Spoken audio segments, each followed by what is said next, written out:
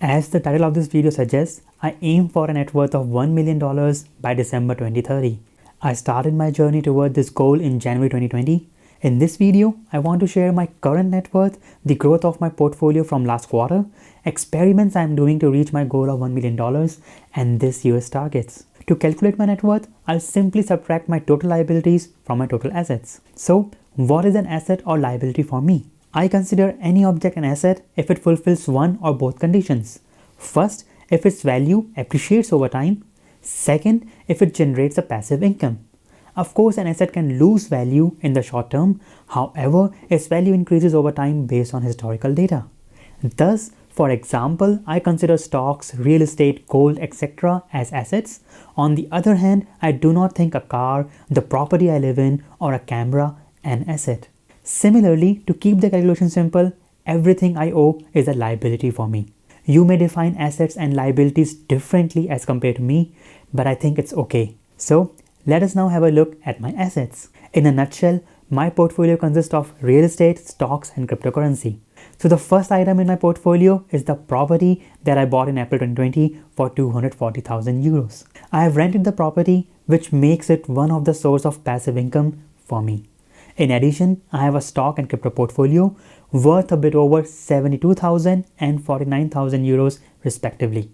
On top of it, I am saving extensively nowadays and have around 60,000 in my saving account. So my total assets as of 17th October 2021 sums up to 421,000 euros. One of the reasons for me saving extensively nowadays is that the stock market is at its all-time high and the current valuations of most of the companies is crazy. However, as per my system, I invest every month consistently. But as I have shared in my previous video also, I have reduced my contribution every month by 50%.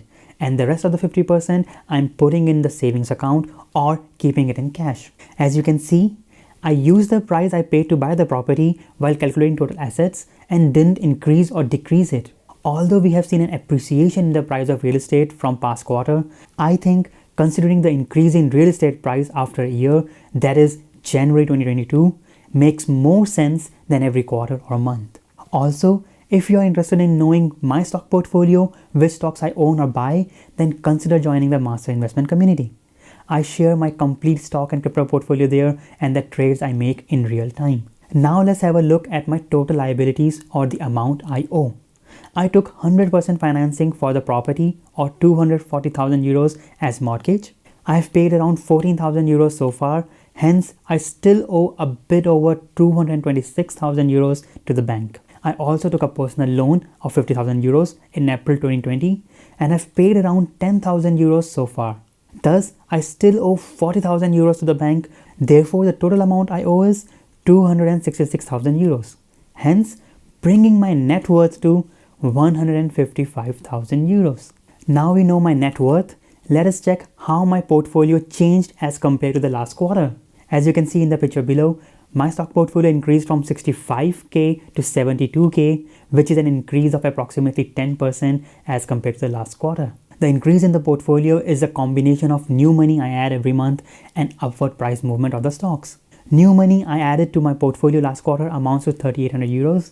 Hence, 3,200 euros is the result of the appreciation in the stock's price. If we have a look at my crypto portfolio, which looks like a roller coaster, in the second quarter it took a beating and dropped to 26,000 from a high of 55,000. However, it recovered pretty nicely to 49,000 in third quarter. Nevertheless, I think my crypto portfolio will continue its roller coaster ride. Thus, I have to keep it together and stay focused on the long term. Moreover, I consider my crypto portfolio as an insurance policy which covers me against the collapse of current financial system.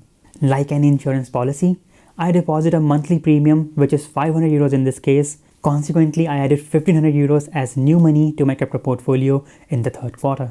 So what's new? What experiments I'm doing right now? Well, let us check it. In the past quarter, I started making some short-term trades in parallel to my long-term investments. Please note, for me, the short-term is 1 month to 6 months.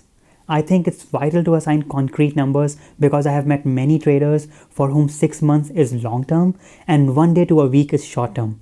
I don't want to go into the terminologies, I just wanted to explain what short-term trade means to me. So far, I have made only 2 short-term trades. My first trade was a huge success. I invested 5,000 euros in Upstart Holdings and bought 40 shares at $134.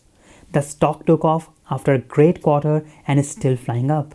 I sold 75% of my shares at $200 and took a 50% profit, which I think is a mistake, but I still hold the rest of my holdings, that is 25%, which is at the time of creating this video is 200% up from its initial price. The lesson I learned from this trade is, instead of selling early, buy more later. My second trade was not so successful.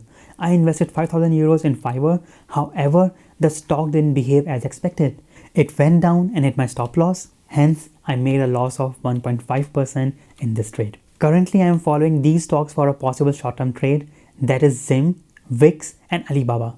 The concept behind my short-term trade is simple. Buy good businesses at support levels and wait. Then even if the stock goes further down, I can be at peace knowing that the company behind the stock is solid and the recent downward trend is temporary. In the end, patience is the key. Let us now have a look at my this year's target. This year, I am targeting to increase my stock portfolio's value to 100,000. I know I'm way behind my original target, so to achieve it, I have to either add 30k as new money to my portfolio or make some very successful trades or a combination of both. One thing that I will never do is to FOMO in buying a stock. If I cannot find a good stock, I'll stay out and look for opportunities. In other words, I'm in no hurry to be a millionaire. However, I'll try my best to reach my targets. Another goal that I have set for myself is to read at least 10 books on investing and personal finance by the end of this year. So far, I have read 5 books and 5 more to go. Here is the list of books that I have read so far, which I highly recommend to everyone. First one is The One Up on Wall Street by Peter Lynch. Then there is Warren Buffett and the Interpretation of Financial Statements by Mary Buffett. Then there is The Intelligent Investor by Benjamin Graham. I also read a book on REITs, that is The Intelligent REIT Investors by Thomas and Kelly. And lastly, my favorite, How I Made $2 Million in the Stock Market by Nicholas Davis. So this was a short update of my progress towards the goal of $1 million. I hope you enjoyed watching this video and got some inspiration. If you did, then help Master Investment grow by sharing with your friends.